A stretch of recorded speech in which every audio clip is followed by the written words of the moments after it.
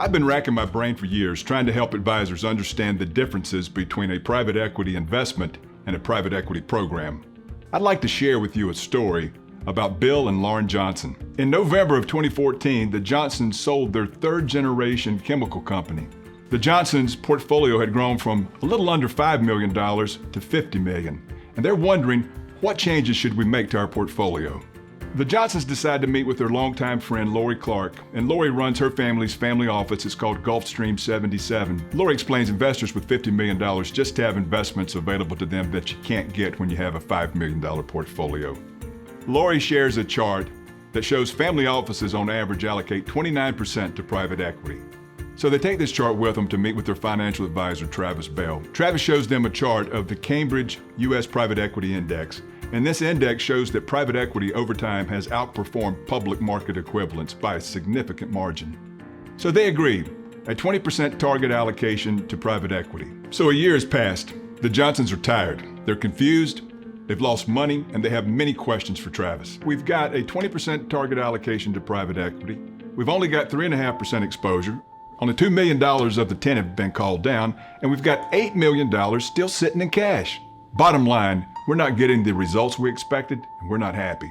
So the Johnsons decide to interview two other advisors. The Johnsons first meet with Greg Freeman. He's employed by an RIA and has extensive experience in private equity. Greg tells the Johnsons what you've experienced is actually normal. Greg reminds them private equity is a long-term investment, and they're only 1 year into the life of the fund. Greg shows them a private equity cash flow model that demonstrates the typical private equity journey. The chart shows the investment doubling over a 10-year period of time. And Lauren says, hey, wait a minute. If I'm doubling my money over a 10-year period of time, according to the rule of 72, wouldn't that be a 7.2% rate of return? Greg agrees. If you double your money over 10 years, it's a 7.2% ROR. But in private equity, it's not ROR, it's IRR. IRR is defined as the discount rate that sets the net present value of future cash flows of an investment equal to zero. So the Johnsons call Lori Clark to ask for clarity. So the Johnsons have two questions. First, what's the difference between 20% IRR and 20% ROR? And next, over the phone, you had mentioned a private equity program. Well, what is a private equity program? Lori shows the Johnsons a chart. It's a 20% ROR on a hedge fund investment for a 10-year period of time with $1 million original investment.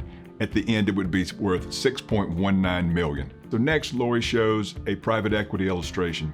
It's a $1 million commitment, it's a 20% IRR, and it's a 10-year period. After 10 years, the value is $2,054,000. Your second question is directly related to the first. A private equity program turns IRR into ROR. So what are some of the key points of a private equity program? First, it's a long-term cash flow model, disciplined annual commitment strategy, an overcommitment strategy, and it gives you the ability to gain private equity target allocation and the ability to maintain your target allocation. And most importantly of all, it's self-funding. And what I mean by self-funding is your distributions actually can fund your capital calls and generate excess cash flow. It's a long-term cash flow model, like a laddered bond portfolio. Our goal is to spread private equity exposure equally over 10 different vintage years. This model creates three major issues. First, building a private equity program is going to take a lot of time and it's going to take a lot of patience. Next, you're not going to hit your target allocations. After 5 years, you'll only have 5% in the ground, and at the end of 10, only 8. And to top it off, you're going to have to keep a lot of money in dry powder. To address these questions, we should consider an overcommitment strategy.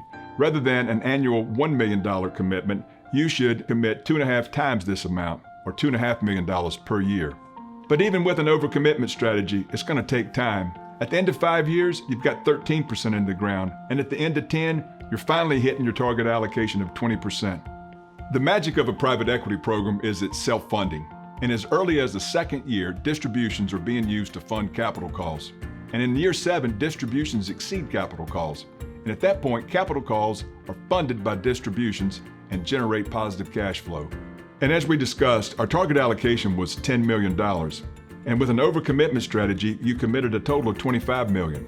But your max out-of-pocket expense is only $5.2 million.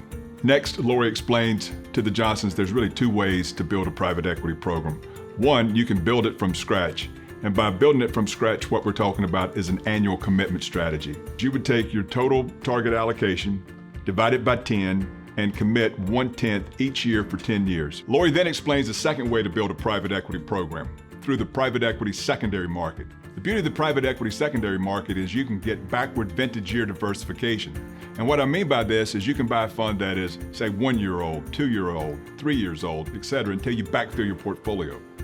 And with an investment of $10 million, you get the exposure you desire. So the Johnsons, with Lori's help, have come a long way. They have gone from being discouraged and not really knowing what to do with their private equity investment to understanding what a private equity program is. They now understand the differences between IRR and ROR and are excited about their private equity program.